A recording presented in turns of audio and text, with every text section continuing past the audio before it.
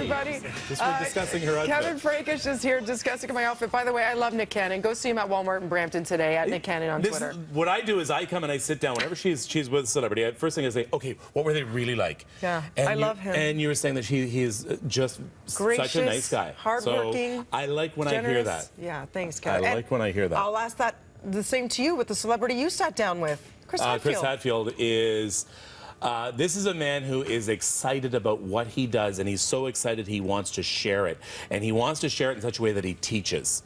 I can't say enough about Commander Hadfield. I mean, again, he is the way you see him on air is the way he is. His Astronaut's Guide to Life on Earth hits bookstores tomorrow. He's going to be at the Indigo at Manulife at Bay and Bloor, signing copies of that. It's a McLean-sponsored event.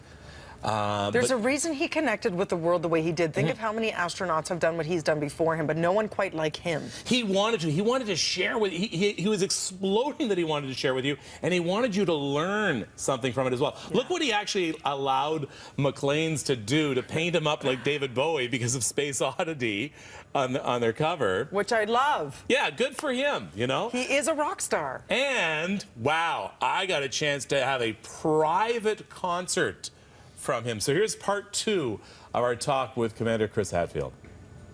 When was the first time you saw the moon outside of the Earth's atmosphere? Was it Mir? Yes, on my first shuttle flight back in 1995, we flew in Atlantis, and right after launch, 90 minutes after launch, we came right back around the world and up and over top of Stag Island. 90 minutes after launch, looking straight down on where I decided to be an astronaut. And that was my first real reflection from space. You're going around the world so fast that the moon pops into view. As soon as it clears the atmosphere, of course, it is just so crystal clear. There's nothing between you and the moon for the first time in your life. And I stole time during those flights to try and acknowledge my 9-year-old boy self to go see that thing. How the heck did a guitar end up on the ISS? Our psychiatrists recognized that we should provide them with a guitar because the touch of humanity, the music that comes from it, the art and the necessity that is music. You know, music's been with us forever. And they went to the local guitar shop in Houston. They walked in and said, hey, we need a small acoustic guitar. What do you guys recommend? So they actually gave him a Larry Vey guitar, a Canadian guitar.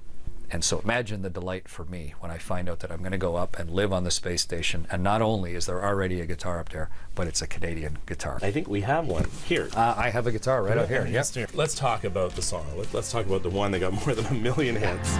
This is Major Tom to ground control. I've left forevermore. My son, who was doing a lot of social media, Evan, said, Dad, you got to record Space Oddity. I was like, Space Oddity? Why would I do Space Oddity? It's kind of a druggy song from the 60s where the astronaut dies at the end. Why would I do that? And he said, Dad, you're not doing it for you. You're doing it for everybody else. So it kind of made me think. So I said, well, if you'll rewrite the words so that the astronaut lives, then I'll record it. Give me a bit of it, could you? Oh, and this? Yeah, sure. Ground control to Major Tom.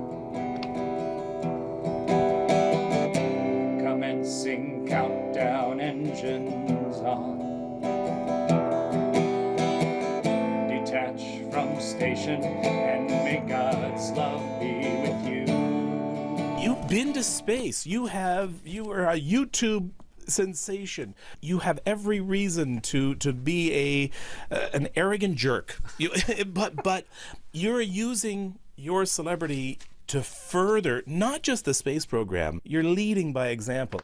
It's a phenomenal human experience, and I'm just trying to figure out a way to get as many people to see what we did together as possible. We did this thing. Canada put together a whole bunch of sweat and toil to let us go do this thing. It shows us a different perspective on ourselves, and it has 9-year-old kids making decisions with their lives as a result of it. So it's an important thing, and I'm just delighted to be the guy in the middle of it. Don't ever stop being excited. Don't ever stop jumping out of that chair. I'm not planning to. It's just too much fun.